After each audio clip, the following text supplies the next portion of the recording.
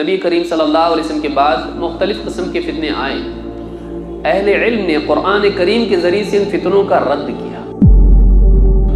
اس میں وہ مواد ہے جو چھپا ہوا ہے، اس میں برکت ہے، یہ کتاب برکت والی ہے۔ وَهَذَا الْكِتَابَ وَهَذَا كِتَابٌ مُبَارَكٌ أَنزَلْنَاهُ، یہ مبارک کتاب ہے جس کو اللہ نے نازل کیا ہے، یہ برکتوں والی کتاب ہے۔ اس میں ہر دور کے لیے رہنمائی موجود ہے، ہر دور کے فتنوں کا رد اس میں موجود ہے۔ یہ اور بات ہے کہ ہر آدمی وہ استنباط نہیں کر پاتا ہے، علماء کر پاتے ہیں۔ حق کے راستے پر چلنے میں اس کے لیے جب اس کا دل دکھتا ہے، تکلیفیں اور اس کے اوپر مصیبتیں آتی ہیں، اس کتاب کو پڑھ کر یہ کتاب، اس کی باتیں اس کے لیے، اس کے دل کے زخموں کے لیے مرہم کا کام کرتی ہے۔ اللہ کے وعدے، اللہ کی رحمت کا وعدہ، آخرت میں انعامات، نیک بندوں کے واقعات، اس کے ذریعے سے اس کو سکون ملتا ہے دل کو کہ ہاں میں اکیلا دنیا میں نہیں، میرے ساتھ اللہ ہے، ہاں اللہ مجھ کو چھوڑ نہیں دیا۔ وَوَجَدَكَ ضَالًّا فَهَدَىٰ مَا وَدَّعَكَ رَبُّكَ وَمَا قَلَىٰ۔ اب دیکھیے نبی کریم صلی اللہ علیہ وسلم جب پریشان تھے، وحی رک گئی، مشرکین طعنہ دینے لگے، چھوڑ دیا تمہارے شیطان نے تم کو، وہ سمجھتے تھے ان پہ شیطان نازل ہوتا ہے۔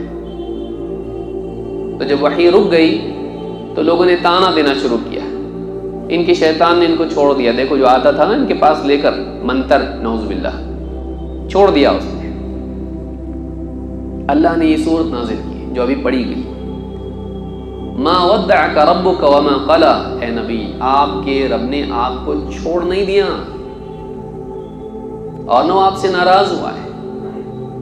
اور اس میں اللہ نے آگے ساری آپ کے لیے مستقبل کے وعدے بیان کیے، حال کے غم میں، حال کی محرومی میں، حال کی تنگی میں یہ کتاب انسان کو مستقبل کی امید دلاتی ہے۔ ان الحمد للہ نحمده ونستعینه ونستغفره ونعوذ باللہ من شرور انفسنا ومن سیئات اعمالنا، من يهده الله فلا مضل له ومن يضلل فلا هادي له، واشهد ان لا اله الا الله وحده لا شريك له، واشهد ان محمدا عبده ورسوله، اما بعد فان خير الحديث كتاب الله وخير الهدي هدي محمد صلى الله عليه وعلى آله وسلم، وشر الأمور محدثاتها وكل محدثة بدعة وكل بدعة ضلالة وكل ضلالة في النار۔ قال النبي صلى الله عليه وسلم إن الله تعالى يرفع بهذا الكتاب أقواما ويضع به آخرين، رواه مسلم۔ موقر باوقار علماء کرام، مسجد ہادہ کے ذمہ داران، قریب و بعید سے آنے والے میرے محترم دینی بھائیوں، نوجوان ساتھیوں اور قابل احترام ماں بہن، اللہ رب العالمین نے انسانیت کی ہدایت کے لیے ایک عظیم الشان کتاب قیامت تک کے لیے نازل کی ہے۔ ایسی کتاب جس کی حفاظت کا ذمہ خود اللہ نے لیا ہے۔ انا نحن نزلنا الذکر وانا له لحافظون، اس ذکر کو، یاد دہانی کو ہم نے ہی نازل کیا ہے اور ہم ہی اس کے محافظ ہیں۔ یہ کتاب قوموں کی سربلندی اور زوال دونوں کا سبب ہے۔ قوموں کے ساتھ کیا معاملہ ہوگا، اس کا مدار اس پر ہے کہ وہ قرآن کے ساتھ کیا معاملہ کرتے ہیں۔ اسی لیے اللہ کے نبی صلی اللہ علیہ وسلم نے فرمایا ان اللہ تعالی یرفع بهذا الكتاب اقواما ويضع به آخرین، اللہ تعالیٰ اس کتاب کے ذریعے سے، قرآن کے ذریعے سے بہتوں کو بلندی عطا فرماتا ہے، رفعت عطا فرماتا ہے، اونچائی عطا کرتا ہے۔ وَيَضَعُ بِهِ آخَرِينَ، اور بقیہ جو لوگ ہیں دوسرے لوگ ہیں، بہت سے لوگ ہیں، ان کو اللہ تعالیٰ ذلت اور پستی میں ڈال دیتا ہے، بہتوں کو اونچا کرتا ہے اور بہتوں کو نیچا کرتا ہے۔ معلوم ہوا کہ رفعت یا ذلت کا مدار مال و دولت پر، دنیا کی چیزوں پر نہیں ہے، اس کا مدار اس پر ہے کہ اللہ کے کلام، اللہ کی وحی، اللہ کے پیغام، اللہ کے حکم کے ساتھ انسان کا معاملہ کیا ہے۔ یہ وہ کتاب ہے جس میں شبہات کا ازالہ ہے، یہ وہ کتاب ہے جس میں قلبی بیماریوں کے لیے علاج ہے، یہ وہ کتاب ہے جس میں غفلت میں پڑے ہوئے انسان کو جھنجھوڑ کے جگانے کا مواد ہے، یا شکوک و شبہات کی یا شہوات کی بیماریوں میں مبتلا انسان کے لیے علاج اور شفا ہے۔ یہ وہ کتاب ہے جو ماننے والوں کو کسی بھی مرحلے میں رہنمائی کے اعتبار سے مایوس نہیں کرتی ہے۔ زندگی کے تمام معاملات میں، ہر دور میں، ہر علاقے کے ہر مسلمان کے لیے اس میں رہنمائی ہے۔ یہ دنیا کے خزانوں سے زیادہ بہتر ہے، بلکہ اس کا موازنہ اس سے نہیں کیا جا سکتا ہے۔ لو انزلنا هذا القرآن على جبل لرأيته خاشعا متصدعا من خشية الله، اگر اس قرآن کو ہم کسی پہاڑ پر نازل کرتے تو دیکھتا کہ اللہ کی خشیت سے وہ ریزہ ریزہ ہو گیا ہے، ٹکڑے ٹکڑے ہو گیا۔ ایسی عظیم الشان کتاب جس کے بارے میں اللہ تعالیٰ نے فرمایا، یا ایھا الناس قد جاءتکم موعظۃ من ربکم وشفاء لما فی الصدور وہدی ورحمۃ للمؤمنین قل بفضل اللہ وبرحمتہ فبذلک فلیفرحوا هو خیر مما یجمعون۔ خطاب صرف مسلمانوں سے نہیں، اس لیے کہ کتاب ساری انسانیت کے لیے ہے۔ یا ایھا الناس، اللہ تعالیٰ نے ساری انسانیت کے لیے اس کتاب کو نازل کیا ہے۔ اے لوگو، عرب و عجم، کسی بھی قوم کے لوگ ہوں، ہر دور کے لوگوں کے لیے ہدایت ہے، قیامت تک کے لیے۔ اسی لیے اللہ کے نبی صلی اللہ علیہ وسلم نے فرمایا، ترکت فیکم شیئین لن تضلوا بعدہما کتاب اللہ و سنتی ولن یتفرقا حتی یرد علی الحوض۔ میں اپنے بعد دو چیزیں چھوڑے جا رہا ہوں، ان دونوں کو مضبوطی سے تھامے رہو گے تو کبھی گمراہ نہیں ہوں گے، اللہ کی کتاب اور میری سنت۔ اور اللہ کی کتاب اور سنت الگ نہیں ہوں گے یہاں تک کہ حوض پر مجھ پہ پیش ہو۔ یہ قیامت تک کے لیے باقی رہنے والی کتاب ہے، اور لوگوں کی رہنمائی ہر دور میں یہ کتاب کرے گی۔ اللہ کے فضل و کرم سے جو بھی انسان اس کتاب کی طرف رجوع کرے گا، حل پائے گا، چاہے حال کوئی بھی ہو، ہر حال کے لیے حل موجود ہے۔ یا ایھا الناس قد جاءتکم موعظۃ من ربکم، تمہارے رب کی طرف سے تمہارے لیے واعظ و نصیحت آ چکی ہے۔ انسان غفلت کی نیند میں سویا ہوا ہے، آخرت سے بے فکر ہے، ذمہ داریوں کا احساس، دنیاوی مشغولیات کی وجہ سے اصل مقصد کو بھولے ہوئے ہیں۔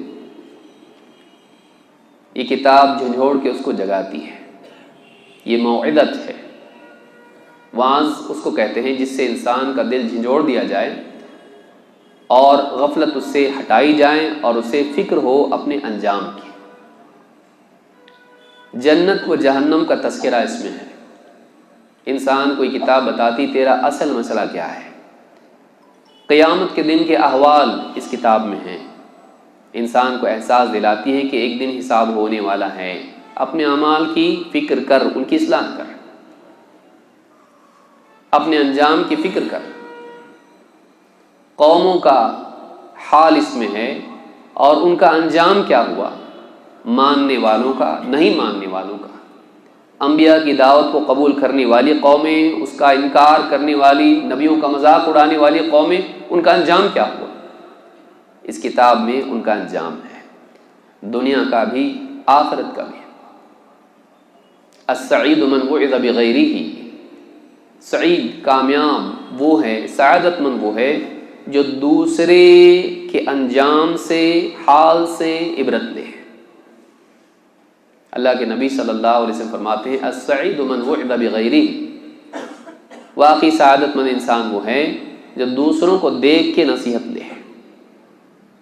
خود ٹھوکر کھا کے تو آدمی کو معلوم ہوتا ہے یہاں پتھر ہے، دوسرے کو گرتا دیکھ کر وہ جانے کہ ہاں یہاں سے نہیں جانا چاہیے۔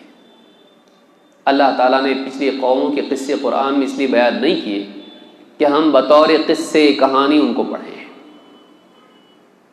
اور ان قصوں کے سبق کو انہی کے ساتھ جوڑ دیں، ہاں یہ برے لوگ تھے، بلکہ اس سے سبق لیں کہ بروں کے ساتھ اللہ نے فلاں گناہ کی بنیاد پر ان کے ساتھ یہ معاملہ کیا، یہ اللہ کا قانون ہے، اگر ہم بھی ویسا کریں گے ہمارے ساتھ بھی ویسا ہوگا، کہ ہم ان سے عبرت لیں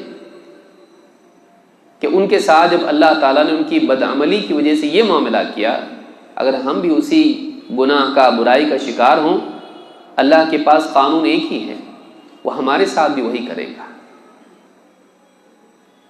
لیس بامانیکم ولا امانی اہل الکتاب من یعمل سوءا یجز به ولا یجد له من دون اللہ ولیا ولا نصیرا۔ نہ تمہاری تمناؤں پر کچھ موقوف ہے، نہ اہل کتاب کی تمناؤں پر۔ صرف تمنائیں کرنے سے کچھ نہیں ہوتا ہے، ہم کو جنت الفردوس چاہیے، دنیا آخرت میں خوشحالی چاہیے، تمنائیں ہیں۔ ان تمناؤں کے لیے اعمال کی پونجی بھی چاہیے، اس کو پانے کے لیے۔ ایک چھوٹی سی چیز دنیا میں آدمی خریدتا ہے، اس کے لیے کچھ دینا پڑتا ہے۔ اتنی بڑی جنت، اتنی نعمتوں سے بھری ہوئی جنت، اتنی اعلیٰ جنت جو اللہ کی نعمتوں میں عظیم الشان نعمت ہے، جس کی ترغیب خود اللہ نے دی ہے، دنیا کی نہیں دی، جنت کی ترغیب دی۔ وَسَارِعُوا إِلَى مَغْفِرَةٍ مِّن رَبِّكُمْ وَجَنَّةٍ عَرْضُهَا السَّمَاوَاتُ وَالْأَرْضُ، دوڑو اپنے رب کی مغفرت کی طرف، اس جنت کی طرف جس کی چوڑائی آسمان و زمین کے برابر ہے۔ اعدت للمتقین، وہ تیار کر کے رکھی گئی ہے پرہیزگاروں کے لیے، اللہ سے ڈر کے، برائیوں سے بچنے والوں کے لیے۔ جنت کی فضیلت، جنت کے انعامات قرآن میں ہیں۔ اس جنت کو پانے کے لیے کیا کرنا چاہیے، اس جہنم سے بچنے کے لیے کیا کرنا چاہیے، اللہ کی طرف سے وعد و وعید قرآن میں ہے کہ ایک انسان پچھلی قوموں کو دیکھے، ان سے عبرت لے۔ بنی اسرائیل کو اللہ نے چنا، لیکن اس کے بعد جب ان میں بگاڑ آیا ہٹا دیا، ان کو ہٹا دیا۔ یا ایھا الناس انتم الفقراء الی اللہ واللہ هو الغنی الحمید ان یشاء یذھبکم ویأتی بخلق جدید وما ذلک علی اللہ بعزیز۔ اے لوگو، تم سب کے سب اللہ کے آگے فقیر و محتاج ہو، یہ اللہ ہے جو غنی ہے، حمید ہے، اگر وہ چاہے نا، ان یشاء یذھبکم، اگر وہ چاہیں تم کو ہٹا دے، ویأتی بخلق جدید، تمہاری جگہ دوسری مخلوق لے آئے، وما ذلک علی اللہ بعزیز، اور اللہ پر یہ ذرا بھی مشکل نہیں، بھاری نہیں ہے۔ اللہ ہمارا محتاج نہیں ہے، ہم اللہ کے محتاج ہیں۔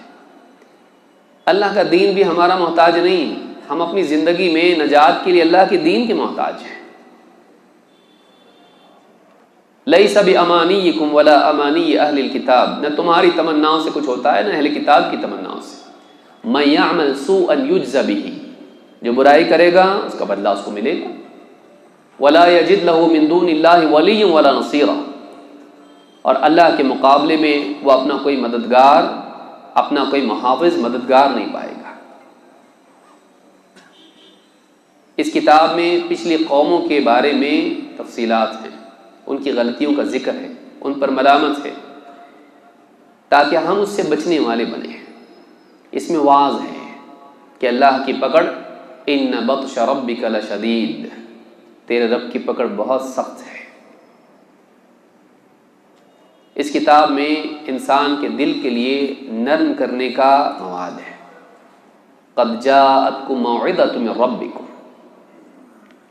وشفاء لما فی الصدور وشفاء لما فی الصدور، اور سینوں کی بیماریوں کے لیے شفا ہے۔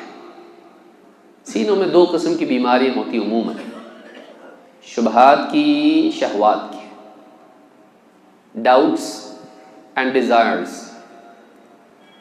شبہات، کنفیوژن، کیا صحیح ہے، کیا غلط ہے، کیا حق ہے، کیا باطل ہے۔ ان شبہات کو یقین کی طرف لے آتی ہے یہ کتاب۔ اس کتاب میں وہ دلائل ہیں کہ اگر واقعی انسان ان کا مطالعہ کرے تو ان دلائل کی وجہ سے انسان کا دل منور ہو کر اس کو ہدایت ملتی ہے، حق واضح ہوتا ہے۔ شہر رمضان الذی انزل فیہ القرآن ھدی للناس وبینات من الھدی والفرقان، رمضان وہ مہینہ ہے جس میں اللہ تعالیٰ نے قرآن نازل کیا، اس مہینے میں قرآن نازل کیا گیا، ھدی للناس جو ساری انسانیت کے لیے ہدایت ہے، وبینات من الھدی والفرقان، اس میں بینات من الھدی ہے، ہدایت کی دلیلیں ہیں، فرقان کی دلیلیں ہیں۔ ابن تیمیہ رحمۃ اللہ علیہ بہت عمدہ طریقے سے اس کو سمجھایا ہے۔ پہلے تو کہہ دیا کہ سب کے لیے ہدایت ہے، اس کے بعد اور کیا ہے؟ وبینات من الھدی والفرقان، بینات کا تعلق خدا سے بھی ہے اور فرقان سے بھی ہے۔ بینہ دلیل، اس میں ہدایت کی بھی دلیل ہے، فرقان کی بھی دلیل ہے۔ یہ کتاب ایسی ہے کہ اس میں رہنمائی تو ہے حق کیا ہے، لیکن انسان حق کے راستے پر چلتے چلتے چلتے اطمینان کا محتاج ہوتا ہے۔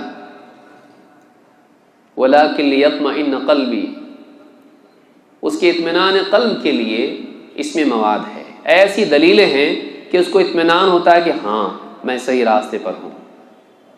اس کتاب کو پڑھنے والا صراط مستقیم پر اطمینان پاتا ہے۔ انسان اس کا محتاج ہے۔ آپ راستوں سے گزرتے ہیں، بار بار آپ کو بتایا جاتا ہاں اب آ رہا ہے، اب آ رہا ہے، فلاں جگہ جہاں جانا ہے آپ کو، کیونکہ قدم قدم پر انسان محتاج ہوتا ہے کہ واقعی یہ وہی ہے۔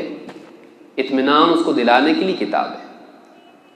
تو ابن تیمیہ رحمۃ اللہ فرماتے ہیں کہ صراط پر، اس راستے پر چلنے والا انسان، قرآن کے بتائے ہوئے راستے پر رہنمائی پر چلنے والا انسان، یہ کتاب اس کو یقین دلاتی کہ ہاں یہی راستہ صحیح ہے، ہر آن اس کو اطمینان دلاتی ہے۔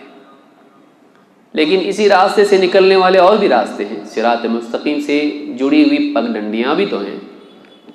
وَلَا تَتَّبِعُوا السُّبُلَ فَتَفَرَّقَ بِكُمْ عَنْ سَبِيلِهِ، تم اور راہوں میں مت چلے جانا، یہ تمہیں اللہ کے راستے سے دور کر دیں گے۔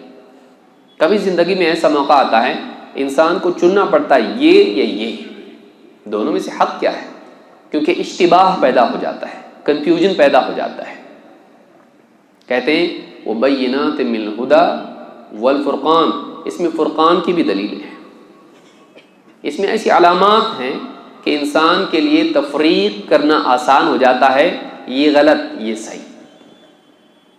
صحیح پر چلتے وقت اطمینان بھی ہوتا ہے، اور صحیح اور غلط کے انتخاب میں انسان کے لیے فیصلہ کرنا اس کتاب کے ذریعے سے تفریق کرنا آسان ہو جاتا ہے۔ وَبَيِّنَاتٍ مِّنَ الْهُدَى وَالْفُرْقَانِ، تو اس میں شبہات کے اعتبار سے بھی علاج ہے۔ بعض اوقات معاشرے میں رہ کے، لوگوں کے درمیان رہ کے، دوسری قوموں کی باتیں سن کے، گمراہ لوگوں کی باتیں سامنے آتی ہیں، دل میں شکوک و شبہات وارد ہوتے ہیں، اگرچہ بستے نہیں ہیں۔ یہ کتاب ان شکوک سے دل کو پاک کرتی ہے، یہ صحیح ہے، یہ غلط ہے، یہ حق ہے، یہ باطل۔ اس لیے آپ دیکھیں نبی کریم صلی اللہ علیہ وسلم کے بعد مختلف قسم کے فتنے آئے، اہل علم نے قرآن کریم کے ذریعے سے ان فتنوں کا رد کیا۔ اس میں وہ مواد ہے جو چھپا ہوا ہے، اس میں برکت ہے، یہ کتاب برکت والی ہے۔ وَهَذَا الْكِتَابَ وہ یہ وَهَذَا كِتَابٌ مُبَارَكٌ أَنزَلْنَاهُ یہ مبارک کتاب ہے جس کو اللہ نے نازل کیا ہے، یہ برکتوں والی کتاب ہے، اس میں ہر دور کے لیے رہنمائی موجود ہے، ہر دور کے فتنوں کا رد اس میں موجود ہے۔ یہ اور بات ہے کہ ہر آدمی وہ استنباط نہیں کر پاتا ہے، علماء کر پاتے ہیں۔ امام احمد کے زمانے میں فتنہ آیا خلق قرآن کا، انہوں نے رد کیا اس کا۔ اس کے بعد اور فتنے چلے آئے، ان سارے ادوار میں شرک اور کفر اور انحرافات جتنے بھی آئے، الحاد کے جتنے بھی فتنے آئے، قرآن کریم کی آیات سے علماء نے استدلال کر کے اس کا رد کیا۔ اس میں شبہات کا ازالہ ہے، وہ شفاء لما فی الصدور۔ پھر سینوں میں شہوتوں کی بھی تو بیماریاں ہوتی ہیں، مال کی محبت، دنیا پرستی، عہدہ پرستی، حسن پرستی، اس طرح کی کئی بیماریاں انسان کے دل میں ہوتی ہیں۔ یہ کتاب اس کے دل کو پاک کرتی ہے ان بیماریوں سے۔ وَشِفَاءُ لِمَا فِي الصُّدُورِ وَهُدًى وَرَحْمَةٌ لِّلْمُؤْمِنِينَ۔ خصوصاً ایمان والوں کے لیے اس میں رہنمائی ہے، کیونکہ وہ ماننے والے لوگ ہیں۔ کیا کریں؟ ایسا کرو، یہ کرو، یہ مت کرو، گائیڈنس ہے اس کے اندر۔ کیسے ہم زندگی گزاریں، کیا کریں، اس کتاب میں رہنمائی ہے، لیکن رہنمائی کے ساتھ رحمت بھی ہے۔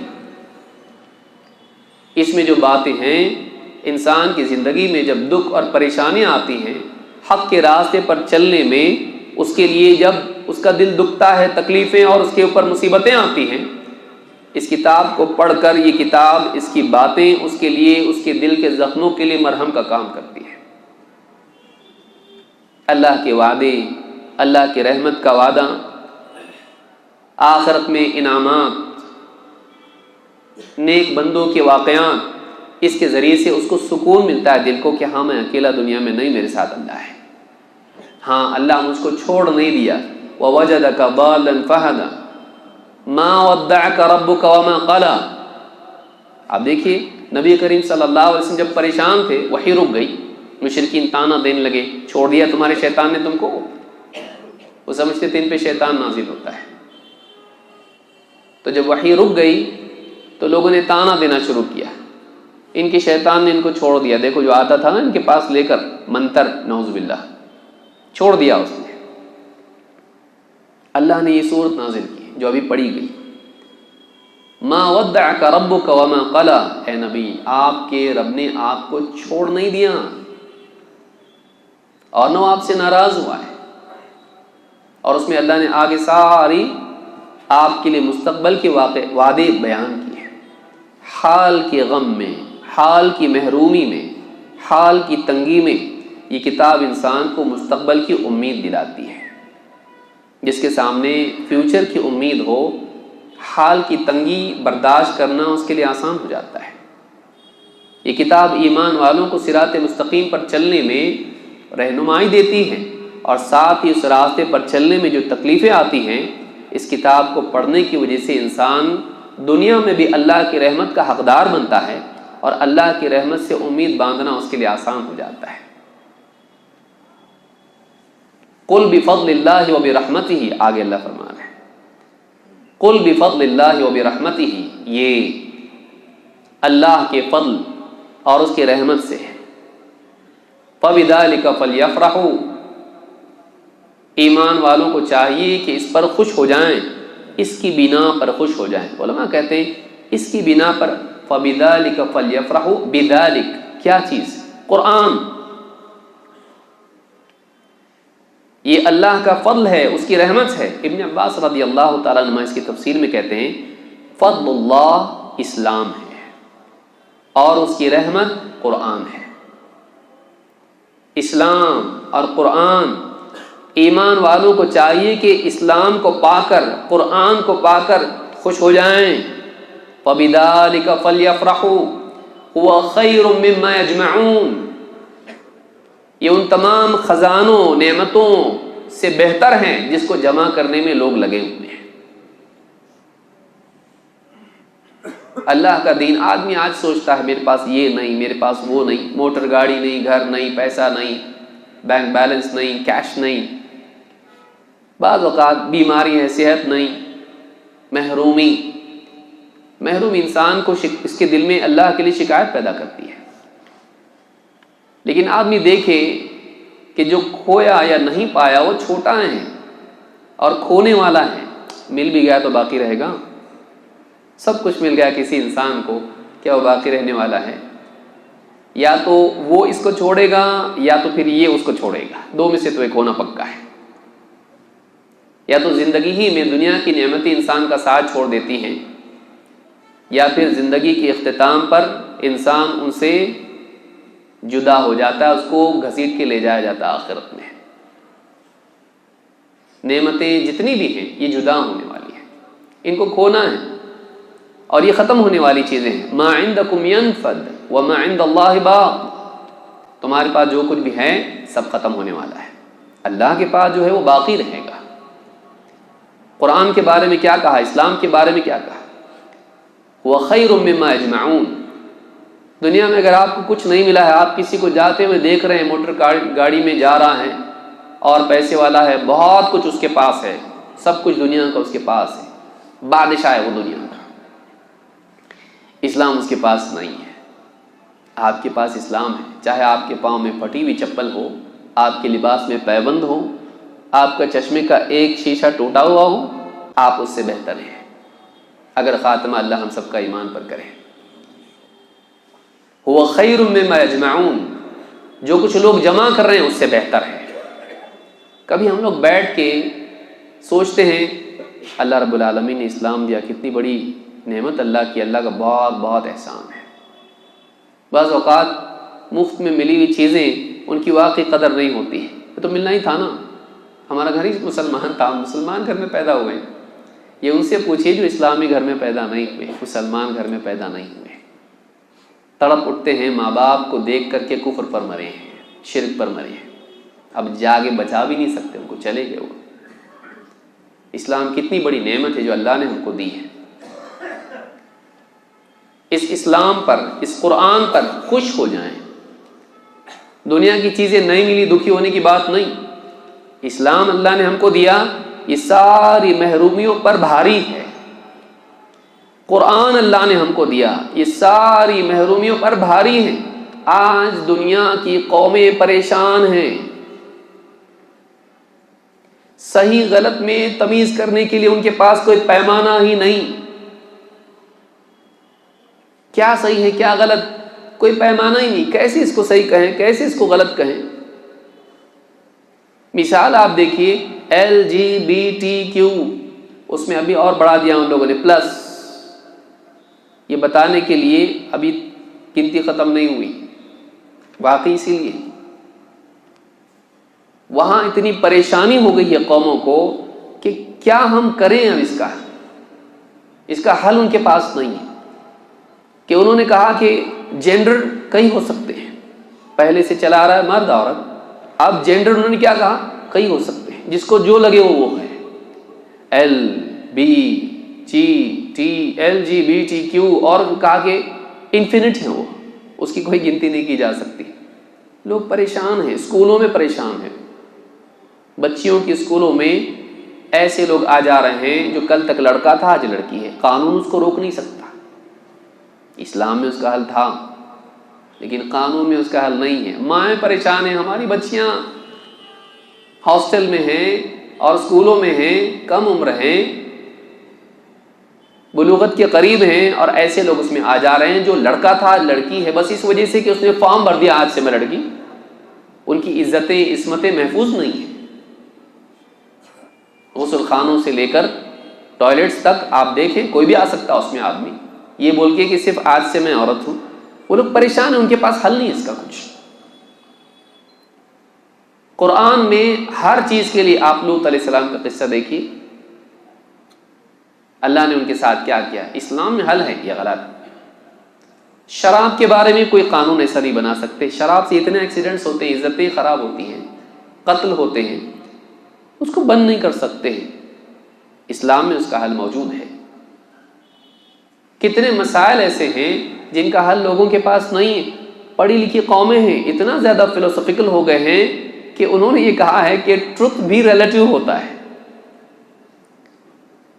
سچائی، حق جس کو آپ کہتے ہیں، ان کا کہنا ہے کہ حق بھی حق نہیں ہے. تیرا حق الگ ہے، میرا حق الگ ہے. میرے نزدیک یہ حق ہے، تیرے نزدیک وہ حق ہے. تو تیری جگہ صحیح، میں میری جگہ صحیح. آج یہ ماحول ہونے کی وجہ سے اب سب صحیح ہو گیا نا. پھر غلط کیا ہے دنیا میں؟ کچھ بھی غلط نہیں. میرا صحیح آپ کا غلط نہیں، آپ کا صحیح آپ کا صحیح، میرا صحیح میرا صحیح. اب ان کی نزدیک کوئی پیمانہ نہیں رہا. پریشان ہے وہ قومیں.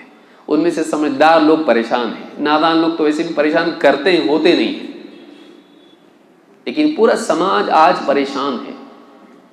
عزت محفوظ نہیں. نکاح وہاں ضروری نہیں سمجھا جا رہا. اسلام میں نکاح کو ضروری قرار دیا گیا ہے. من کان منکم ذا طول فلیتزوج. تم میں سے جس میں استعداد ہے نکاح کی ذمہ داری اٹھانے کی، بیوی کی، وہ نکاح کرے. فإنه أغض للبصر وأحسن للفرج. اس لیے کہ وہ نگاہ کو جھکاتا ہے، شرمگاہ کی حفاظت کرتا ہے. نکاح حفاظت تھا. آج وہاں نکاح کا ماحول ختم ہونے کی وجہ سے آج آپ دیکھیے عریانیت اور بے حیائی اور زناکاری عام ہو گئی، اور روکنے کا کوئی طریقہ نہیں. کیوں؟ اس لیے کہ وہاں قانون یہ ہے کہ اگر آپ کی چاہت ہے، آپ کی چاہت ہے، ٹھیک. قرآن اسلام ہم کو بتاتا ہے کہ کیا صحیح، کیا غلط، کیا حلال، کیا حرام، کیا انسان کے لیے اچھا ہے، کیا برا ہے. ان کے پاس کوئی پیمانہ آج نہیں ہے. لوگ جو پسند کریں وہ صحیح. میجورٹی جس کو صحیح سمجھے وہ اچھا. کل تک جو اچھا تھا آج برا ہو جائے گا، کل تک جو برا تھا آج اچھا ہو جائے گا. انسانی سماج پریشان ہے. ان کے پاس حل نہیں. آج ہمارے پاس حل موجود ہے، لیکن ہم خود اس سے دور ہیں. ہم خود قرآن سے دور ہیں. کتنے لوگ ہیں جو قرآن کی تعلیمات کو سمجھ پاتے ہیں؟ امت کا بڑا طبقہ ہے ایسا جو پڑھتا بھی ہے تو کسی کی موت سے پہلے مارنے کے لیے، یا موت کے بعد اس کی بخشش کے لیے، یا ایک گھر سے دوسرے گھر میں جانے کے لیے، یا پھر گلے میں تعویذ لٹکانے کے لیے. ہم نے قرآن کا کیا کر دیا؟ جس مقصد سے وہ آیا تھا اس کو چھوڑ کے ہم نے کچھ اور مقصد کے لیے اس کو استعمال کیا. اللہ کے نبی صلی اللہ علیہ وسلم کی حدیث پر غور کریں. آج ذلت کے اسباب میں کیا ہے؟ ہماری ذلت کے اسباب میں ایک سبب بہت بڑا یہ ہے کہ ہم نے قرآن کے ساتھ اپنا رشتہ بگاڑ لیا. ان اللہ تعالی یرفع بهذا الكتاب اقواما ويضع به آخرین. اللہ تعالیٰ اس کتاب کے ذریعے سے بہت سی قوموں کو رفعت عطا کرتا ہے، بلندی، عزت، اونچائی، اور بہتوں کو پست کر دیتا ہے. ہماری پستی کے اسباب میں ہم سوچتے ہیں ہمارے پاس پیسہ نہیں، ایجوکیشن نہیں، ہمارے پاس جابز نہیں، گورنمنٹ جابز نہیں ہمارے پاس یہ نہیں، وہ نہیں، ٹیکنالوجی نہیں، سائنس نہیں، ہمارے پاس حکومتیں نہیں. بلا شبہ باقی ساری چیزیں اپنی جگہ اہمیت رکھتی ہیں، ان کا انکار نہیں کیا جا سکتا ہے. لیکن بعض اوقات انسان مرکزی چیز کو چھوڑ کے بقیہ چیزوں میں کھو کے رہ جاتا ہے. مرکزی چیز دین ہے، اور اس دین کو جاننے کے لیے بنیادی ماخذ قرآن ہے. اور اس قرآن کی تفہیم کے لیے، تفہم کے لیے، سمجھنے کے لیے رسول اکرم صلی اللہ علیہ وسلم کا فرمان ہے، آپ کی احادیث، آپ کی سنت ہے. اس کو مضبوطی سے تھامے رہنا یہ ہمارے لیے نجات کا راستہ ہے. اور اس کے سمجھنے کے لیے، جیسا کہ اشارتاً بات ہمارے سامنے آئی کہ قرآن اور سنت کے سمجھنے کے لیے یہ بھی نہیں کہ آدمی اپنے طور پر قرآن پڑھ لے، اپنے طور پر حدیث پڑھ لے اور مفتی بن جائے. نہیں، اس کے لیے ضروری ہے کہ انسان علماء سے اپنا رشتہ جوڑے، علماء سے اپنا تعلق صحیح کرے. کیوں؟ علماء کو اللہ نے چنا ہے، اپنا گواہ بنایا ہے. شہد اللہ انہ لا الہ الا ہوا والملائکۃ واولو العلم. اللہ گواہ ہیں اس بات کا کہ اللہ کے سوا کوئی عبادت کے لائق نہیں، اور اللہ کے فرشتے، ملائکہ اور علم والے بھی. اللہ تعالیٰ نے علم والوں کو فضیلت دی کہ حق کا گواہ ان کو بنایا. اپنے ساتھ فرشتوں کے ساتھ ان کو گواہ بنایا. یہ شرف، اس سے بڑا شرف کیا ہوگا؟ اللہ جس چیز کا گواہ ہے اور فرشتے گواہ ہیں. تیسرے نمبر پر علماء کو، علم والوں کو ذکر کیا. اور ایسی چیز پر ان کو گواہ بنایا جو دین کی بالکل بنیادی چیز جس کے بغیر نجات نہیں. اسلام میں آنا ہے تو یہ بولنا ہے، دنیا سے جانا ہے تو یہ بولنا ہے لا الہ الا اللہ. اس چیز کے لیے اگر گواہ بنایا تو کس کو بنایا؟ علماء کو. اس سے خود علماء کا اعتماد کے لائق ہونا. گواہ بننے کے لیے دو چیزیں ہونی چاہیے کم سے کم، منیمم ریکوائرمنٹ. کم سے کم اس کے لیے اتنی تو شرط ہے کہ گواہ کے پاس علم ہو اور قابل اعتماد ہو. جس کو اللہ گواہ بنائے وہ کتنا قابل قدر ہوگا؟ اللہ کے نزدیک وہ قابل اعتماد ہے. علم کے بغیر گواہی نہیں ہو سکتی. علماء گواہ ہیں، اور گواہی جھوٹی بھی ہو سکتی ہے، لیکن اگر جھوٹا نہیں ہے، قابل اعتماد ہے، اس کی گواہی سچی ہوتی ہے، اس کی گواہی پر اعتماد کیا جاتا ہے. لہذا علماء کو اللہ کا گواہ بنانا بتاتا ہے کہ ہر زمانے میں، چونکہ قرآن قیامت تک ہے، توحید کی ضرورت قیامت تک ہے،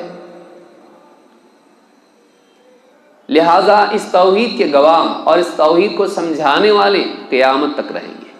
یہ اور بات ہے کہ دھیرے دھیرے کم کم کم کم ہوتے جائیں گے، کچھ علاقوں میں باقی بھی نہیں رہیں گے. آج میڈیا کا دور ہے جس میں ایک اعتبار سے غیر شعوری طور پر ہمارے دماغ میں یہ بات آتی ہے، اب تو گوگل پر سرچ کر سکتے ہیں نا. بلکہ ایک قدم آگے ہم بڑھ کے کہہ رہے ہیں، اب تو آرٹیفیشل انٹیلیجنس ہے، چیٹ جی پی ٹی ہے، کچھ بھی پوچھو مل جاتا ہے. نہیں، علماء کی ضرورت قیامت تک باقی رہے گی. چاہے دنیا کا ہر گھر کتابوں سے بھر جائے، چاہے دنیا میں انٹرنیٹ، پوری دنیا میں آرٹیفیشل انٹیلیجنس اپنی پوری ترقی کے ساتھ اپنے اتمام کو پہنچ جائے، تب بھی علماء کی ضرورت باقی رہے گی. کیونکہ اللہ کے نبی صلی اللہ علیہ وسلم فرماتے ہیں اللہ تعالیٰ علم کو ایسے ہی نہیں اٹھائے گا کہ سینوں سے چھین لے، یوں ہی اٹھا لے، سب سے علم غائب ہو گیا. نہیں، ان اللہ لا يقبض العلم انتزاعا. علم چھیننے سے اللہ اٹھائے گا نہیں، بلکہ اللہ کیسے اٹھائے گا؟ ولکن يقبض العلم بقبض العلماء. اللہ علم کو اٹھائے گا علماء کے اٹھانے سے. حتی اذا لم يبق عالما اتخذ الناس رؤوسا جہالا. یہاں تک کہ علماء جب باقی نہیں رہیں گے تو لوگ جاہلوں کو اپنا سردار بنا لیں گے. جو جاہل ہوں گے، سرسری معلومات ان کے پاس ہوگی، گہرا علم کے پاس نہیں ہوگا. فَسُئِلُوا فَأَفْتَوْا بِغَيْرِ عِلْمٍ. ان سے پوچھیں گے، وہ بغیر علم کے جواب دیں گے. فَضَلُّوا وَأَضَلُّوا. خود بھی گمراہ ہوں گے، دوسروں کو بھی گمراہ کریں گے. تو ٹیکنالوجی پر آپ اعتماد نہ کریں. بہت سارے لوگوں کے ذہن میں آ رہا ہے Islamic ChatGPT بنائیں گے. کبھی نہیں ہو سکتا، یہ کبھی نہیں ہو سکتا، یہ کامیاب نہیں ہوگا. کیوں؟ عالم پورے معاملات کو دیکھ کر اجتہاد کرتا ہے اور ہر فرد کے اعتبار سے جواب دیتا ہے. آپ اس کو کتنے مسائل آپ لوگوں نے کوشش کی، اس کی دیکھا، کچھ بھی الٹا پلٹا جواب دے دیتا ہے. ابھی وہ بچہ سٹیج میں ہے، لیکن بوڑھا بھی ہو جائے نا تبھی بھی ویسے ہی رہے گا وہ، کیونکہ نئے مسائل آ چکے ہوں گے اس وقت میں. پھر اس کو واپس ترقی کرنی پڑے گی. یاد رکھیں، نئے دور میں جو وسائل ٹیکنالوجی سے پیدا ہوئے ہیں، ان کو سب سے نادان انسان وہ ہے جو ان کو علماء کا بدل سمجھے. وہ اجتہاد نہیں کر سکتے، اجتہاد علماء کر سکتے ہیں. لہذا ہم علماء سے بھی جڑے رہیں، نصوص سے جڑے رہیں، کتاب و سنت سے جڑے رہیں، قرآن کریم کا مطالعہ ہم کریں. لیکن اس میں ایک بات یہ ملحوظ رہے کہ قرآن کریم کا مطالعہ، بعض اوقات ہم لوگ دینی دروس میں شامل ہوتے ہیں، کتابیں پڑھتے ہیں نالج کے لیے، ضروری نالج کے لیے پڑھنا چاہیے، لیکن علم آخری منزل نہیں ہے. علم سبب ہے، وسیلہ ہے ایمان کا. اگر صرف علم آ رہا ہے لیکن ایمان کی ترقی نہیں ہو رہی تو انسان ناکام ہے.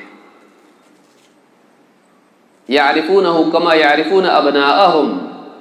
یہودیوں کے بارے میں کیا کہا؟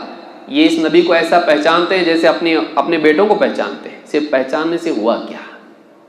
معرفت کافی نہیں ہے، ایمان ضروری ہے، قبول ضروری ہے. اسی لیے آپ دیکھیں قرآن کریم کے بارے میں اللہ نے فرمایا وَإِذَا تُلِيَتْ عَلَيْهِمْ آيَاتُهُ زَادَتْهُمْ ایمان، جب قرآن کی آیتیں ان کے سامنے پڑھی جاتی ہیں ایمان میں بڑھ جاتے ہیں۔ علم تو ہے ہی ہے لیکن اصل مقصود ایمان ہے۔ دینی مجالس میں ہم کیوں نہیں آتے بعض اوقات؟ یہ ٹاپک سنا ہے ہم نے، معلوم ہے ہم کو، جانتے ہیں ہم لوگ۔ آدمی اس لیے آئے کہ اس مجلس میں، دینی مجلس میں بیٹھوں یا کتابوں کا مطالعہ کروں، علماء کی خطابات سنوں، میرا ایمان بڑھے۔ جیسا مقصود ہوگا ویسے اثرات ہوں گے۔ ہم اپنے ایمان کا جائزہ لیں، صرف علم نہیں، علم ضروری ہے لیکن علم کے ساتھ ایمان بھی بڑھنا ضروری ہے۔ اسی لیے آیت جو پڑھی گئی انما یخشی اللہ من عبادہ العلماء، اللہ سے ڈرنے والے وہی ہیں، یعنی علماء وہی ہیں جو اللہ سے ڈرتے ہیں۔ اللہ کے بندوں میں علماء ہی خشیت والے ہوتے ہیں۔ اسی لیے علماء نے کہا، اس آیت سے معلوم ہوتا ہے کہ اگر معلومات ہو لیکن خشیت نہ ہو تو وہ عالم نہیں ہے، کیونکہ اللہ تعالیٰ نے عالم کے ساتھ خشیت کو جوڑ دیا ہے۔ جس علم میں خشیت نہ ہو وہ علم انسان کے لیے بہت ممکن ہے مکر و فریب بنانے کا ذریعہ بن جائے۔ اسی لیے آپ دیکھیں یہود کے پاس علم تھا لیکن ان کو کیا کہا، وَمَكَرُوا وَمَكَرَ اللَّهُ، حیلے کرنا، مکر و فریب کرنا، انبیاء کے خلاف سازش کرنا۔ کیسے پیدا ہوا؟ معلومات بہت تھی لیکن خشیت نہیں تھی۔ خشیت ہمارے دلوں میں پیدا ہو، ہمارے دلوں میں ایمان کا نور پیدا ہو اس علم کے ذریعے سے، تو ہم کامیاب ہیں۔ اس لیے بہت ضروری ہے کہ ہم دینی علوم حاصل کریں اپنے ایمان کے اضافے کے لیے، اللہ کی خشیت دل میں پیدا ہو اس کے لیے۔ اسی لیے امام مالک رحمۃ اللہ علیہ کا قول ہے، اور ان سے پہلے بھی اسلاف کا قول ہے کہ لیس العلم بکثرۃ الروایہ ولکن العلم خشیہ، علم بہت ساری روایتوں کے جان لینے کا نام نہیں ہے، اس طریق سے یہ، اس سند سے یہ، اس سند سے یہ نہیں۔ کثرت روایت کا نام علم نہیں ہے، علم واقعی اللہ سے ڈرنے کا نام ہے۔ کیونکہ اگر آدمی کو خوف ہی اللہ کا نہ ہو تو راستہ جاننے کے باوجود نہیں چلتا ہو۔ ایک ڈاکٹر ہے، کہہ دے کہ آپ کو شوگر ہے، آپ کو فلاں چیز ہے، یہ مت کھائیے، یہ کھائیے۔ رہنمائی وہی قبول کرتا ہے جسے نقصان کا ڈر ہوتا ہے اور وہ نقصان میں پڑنا نہیں چاہتا، ہلاک نہیں ہونا چاہتا۔ یہ ڈر نہ ہو تو ڈاکٹر کی بات ایک کان سے سنتا دوسرے کان سے نکال دیتا ہے۔ تو اگر خشیت نہ ہو، انجام کی فکر نہ ہو، ڈر نہ ہو، ہلاکت کا خوف نہ ہو، تو پھر نصیحت فائدہ نہیں دیتی ہے۔ اسی لیے کہا ھدی للمتقین، یہ کتاب کیا ہے؟ متقین کے لیے ہدایت ہے۔ تو رہنمائی وہی لے گا جو متقی ہوگا۔ اللہ رب العالمین ہم سب کو سمجھنے کی توفیق عطا فرمائیں، کتاب و سنت کا علم حاصل کرنے اور علماء کی صحبت اختیار کرنے کی ہم سب کو توفیق عطا فرمائیں۔ اقول ھذا واستغفر اللہ لی ولکم۔